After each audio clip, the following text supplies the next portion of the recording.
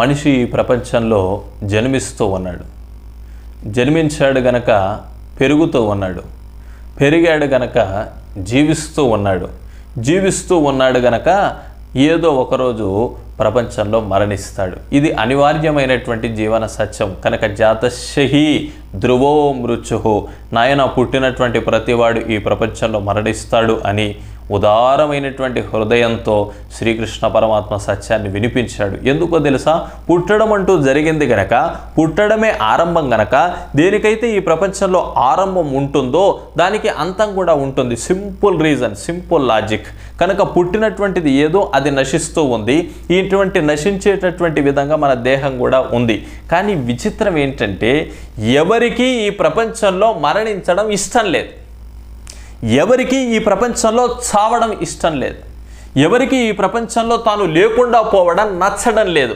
కనుక ప్రతి మనిషి ఏమనుకుంటాడంటే నేను ఎప్పుడూ ఉండాలి, నేను ఎప్పుడూ బ్రతకాలి, నేను ఎప్పుడు ఈ ప్రపంచంలో జీవిస్తూనే ఉండాలి, ఈ దేహం నన్ను వదిలిపెట్టి పోకూడదు, ఆరోగ్యం నన్ను వదిలిపెట్టి పోకూడదు అని ప్రతి మనిషి ఆలోచన తరంగాలని కదిలిస్తూ ఉంటాడు ఈ ప్రపంచంలో. అంటే దాని వెనుక ఉండేటటువంటి ఆలోచన ఏంటి? అమరమైనటువంటి ఆలోచన. అంటే ఏమిటి? ఎప్పుడు నేను ఉండాలి, మా భూవం నా భూయాసం, నేను లేకుండా పోవడం అంటూ ఉండకూడదు అని ప్రతి మనిషి ఈ ప్రపంచంలో ఆలోచిస్తూ ఉన్నారు. కానీ అది సాధ్యమా? మరణించకుండా ఉండడం సాధ్యమా? అనారోగ్యం రాకుండా ఉండడం సాధ్యమా? జుట్టు ఊడకుండా ఉండడం సాధ్యమా? పళ్ళు రాలకుండా ఉండడం సాధ్యమా?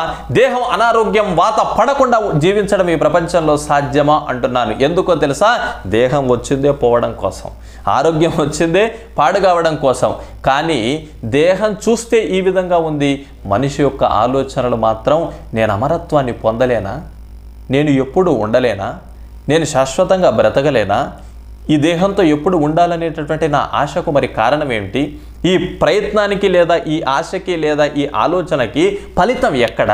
అందుకని నేను ఎప్పుడు ఉండాలని పోషకాహారాన్ని భుజిస్తూ ఉంటాను, ఎప్పుడు ఉండాలని అన్ని అద్భుతమైనటువంటి ఔషధాల్ని సేవిస్తూ ఉంటాను, బి కాంప్లెక్స్ వేసుకుంటూ ఉంటాను, అనేకమైనటువంటి ఔషధులతో నిండినటువంటి ప్రోటీన్ పౌడర్స్ అన్నీ కూడా తాగుతూ ఉంటారు. ఎందుకని?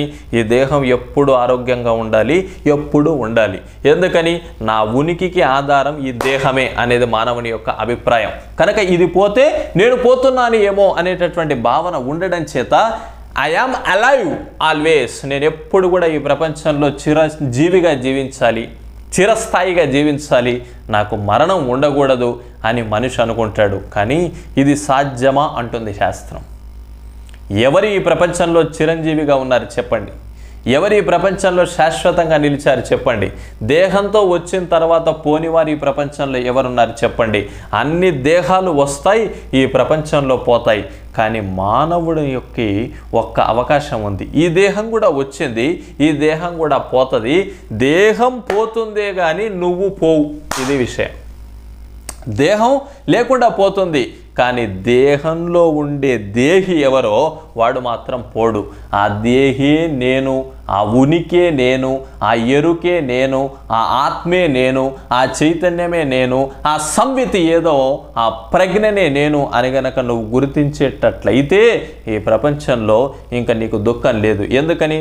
దేహం ఎప్పుడు ఉండదు కానీ నువ్వు మాత్రం ఎప్పుడు ఉంటావు. అందుకని జననాన్ని పోగొట్టుకోవాలి, మరణాన్ని పోగొట్టుకోవాలి. అజ్ఞానం వల్ల కోరికలు కదులుతూ ఉన్నాయి, కోరికల వల్ల కర్మలు కదులుతూ ఉన్నాయి, కర్మల వల్ల కర్మ ఫలితాలు వస్తూ ఉన్నాయి, ఫలితాల్ని అనుభవించడానికి దేహం వస్తూ ఉంది. కనుక అజ్ఞానం వల్ల ఏర్పడినటువంటి ఈ సమస్యలన్నిటినీ జ్ఞానం పరిష్కారం చేస్తూ ఉంది. కనుక జ్ఞానాన్ని పొందేటట్లయితే నహి జ్ఞానేన సదృశం పవిత్రమిహ విద్యతే. హే అర్జున, సమస్తమైనటువంటి దుఃఖాలు, శోకాలు, బాధలు, అశాంతి, ఆవేదన అంతా కూడా అజ్ఞానం వల్ల ఆవిర్భవించింది. కనుక అజ్ఞాన జనితమైనటువంటి ఈ దుఃఖమంతా కూడా పారద్రోలాలి అంటే జ్ఞానమే ఏకైక పరిష్కారం, జ్ఞానమే ఏకైక శరణ్యం. కనుక అటైన్ లిబరేషన్, ఇంకా జ్ఞానాన్ని పొందడం కంటే మరో మార్గం లేదు. ఎందుకని? అటువంటి తుల్యం, దానితో సమానమైనటువంటి ఈక్వల్గా చెప్పబడేటటువంటి పవిత్ర వస్తువు ఈ ప్రపంచంలో లేదు అని శ్రీమద్ భగవద్గీతలో భగవానుడు ఇచ్చినటువంటి అద్భుతమైనటువంటి సందేశం. కనుక దేహం పోతుంది కానీ నీవు పోవు, దేహం కాలిపోతుంది, అట్లా కాలకుండా మాత్రం ఎప్పుడు ఉండేది నువ్వే. కనుక ఈ జ్ఞానాన్ని పొంది ఆ జ్ఞాన స్వరూపమే నేను, ఆత్మస్వరూపమే నేను అని ఆ ఎరుకలో గనక స్థిరపడి నువ్వు స్థితుడవై సమచిత్తుడవై స్థిమితుడవై ఉండగలిగితే అది జీవన్ముక్తి నాయన. ఆ స్థాయికి నువ్వు ఎదగడానికే ఈ మానవ జీవితాన్ని భగవంతుడు నీకు అందించాడు. ఇది విషయం. ఎందుకో తెలుసా? ఏషా బ్రాహ్మీ స్థితి పార్థ అని 2వ అధ్యాయం సాంఖ్యంలో చెబుతాడు. నాయన అర్జున, ఇది బ్రాహ్మీ స్థితి. ఇట్లా గనక ఉండగలిగితే, ఈ జ్ఞానంతో గనక భవ్యమైనటువంటి దివ్యమైనటువంటి జీవితాన్ని నువ్వు అనుభవించగలిగితే మళ్ళీ నీకు అజ్ఞానం ఉండదు, కోరిక ఉండదు, కర్మ ఉండదు, కర్మ ఫలితం ఉండదు. కర్మ ఫలితం ఎప్పుడైతే లేదో దాన్ని అనుభవించడానికి వచ్చే జన్మ కూడా ఉండదు. ఇంకా జన్మే లేదు కదా, మరణం ఉండే ప్రశ్నే లేదు. నీకు మరణం లేకుండా కావాలి. ఆ సమస్యకు పరిష్కారం చేసేసింది జ్ఞానం. కనుక సనాతన ధర్మంలో, ఆర్ష విజ్ఞాన వైభవంలో, అద్వైత వేదాంత విజ్ఞాన సంప్రదాయంలో జ్ఞానం యొక్క పాత్ర అద్భుతమైంది, అమోఘమైంది. ఎందుకని? నీ కన్నీళ్లు కారుతూ ఉంటే ఆ కన్నీళ్లు కారడానికి అందరు ఉపయోగపడతారేమో కానీ ఆ కన్నీళ్లను తుడుచడానికి మాత్రం ఒక వేదాంత జ్ఞానమే ఈ ప్రపంచంలో సంసిద్ధంగా ఉంది. కనుక ఈ మార్గానికి ప్రయాణమై, ఈ మార్గంలో పయనమై మన జీవితాన్ని ధన్యం చేసుకోవడానికి మనం ఎప్పుడు కూడా సంసిద్ధులుగా ఉండాలి. అదే అసలైనటువంటి జీవితం. ఎందుకని ఎందుకని ఎందుకని మిగతావన్నీ నీకు బలాన్ని ఇచ్చినట్టుగా, శక్తిని ఇచ్చినట్టుగా, ఆనందాన్ని ఇచ్చినట్టుగా, సంతోషాన్ని ఇచ్చినట్టుగా కనిపిస్తాయి. కానీ అవి మాత్రం నీకు అవి ఇవ్వడం లేవు. నిన్ను మోసం చేస్తూ ఉంటాయి. విషయవాసనల రూపంలో నిన్ను పూర్ణత్వానికి తీసుకొని వచ్చి నీ స్వరూప స్వభావాన్ని నీకు తెలియజేసి ఈ విధంగా నువ్వు ఇది నాయనా, నువ్వెప్పుడు కూడా అజం నిత్యం శాశ్వతోయం నా హన్యతే హన్యమానే శరీరే అని చెప్పినట్టుగా నువ్వు నశించని వాడివి, నువ్వు అమరుడివి, నువ్వు పుట్టని వాడివి, నువ్వు గిట్టేందుకు అవకాశం లేని వాడివి, నువ్వు శాశ్వతమైనటువంటి వాడివి, సదా సర్వదా సర్వత్రా వ్యాపించినటువంటి వాడివి.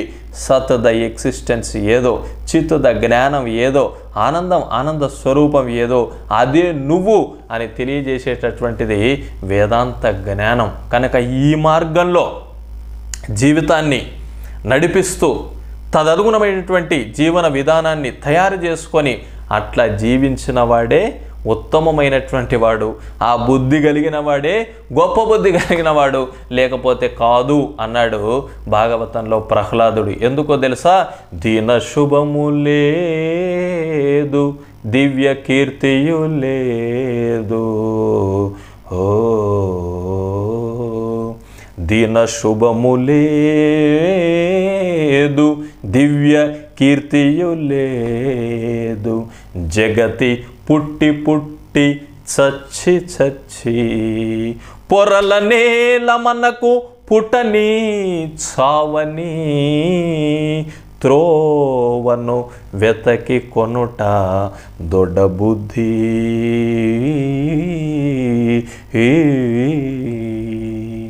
దీన శుభము లేదు, దివ్య కీర్తియు లేదు. జగతి పుట్టి పుట్టి చచ్చి చచ్చి పొరల నేల మనకు పుట్టని చావని త్రోవని వెతకి కొనుట దొడ్డ బుద్ధి. This is the great mind, this is the celestial mind, this is the celestial thought. ఏంటో చెప్పనా? మళ్ళీ పుట్టని చావని త్రోవను వెతకి కొనుట దొడ్డ బుద్ధి. ఎంత అద్భుతంగా ప్రవచించారో ప్రహ్లాదుడు. ఈ మాట, ఈ ఒక్క విషయం గనక మనకు వంటబడితే మళ్ళీ పుట్టకుండా ఉండాలి. ఎందుకని? మళ్ళీ దుఃఖాన్ని అనుభవించకుండా ఉండాలి, మళ్ళీ మరణాన్ని అనుభవించకుండా ఉండాలి. ఎప్పుడు నేను శాశ్వతంగా ఆనందంగా ఉండాలి. కనుక నేను ఉండడం అంటే జ్ఞానస్వరూపమై బ్రహ్మస్వరూపమై ఉండడమే. దేహేంద్రియాదులు ఎప్పుడైనా దుఃఖాన్ని కలిగించి అవి నశిస్తాయి. కనుక పుట్టని చావని, పుట్టడం లేదంటే ఇంకా చావడం లేదని అర్థం. ఈ రెండిటికి అతీతమై ఎప్పుడు ప్రకాశించేటటువంటి పరబ్రహ్మ తత్వంగా మనని ఉంచుతూ ఉంది జ్ఞానం. కనుక ఈ స్వచ్ఛమైనటువంటి మార్గంలో వైభవాన్ని తెలుసుకొని జీవితాన్ని ఈ యొక్క పందాలో నడిపిస్తూ తరించాలి అని శాస్త్రం తెలియజేస్తూ ఉంది.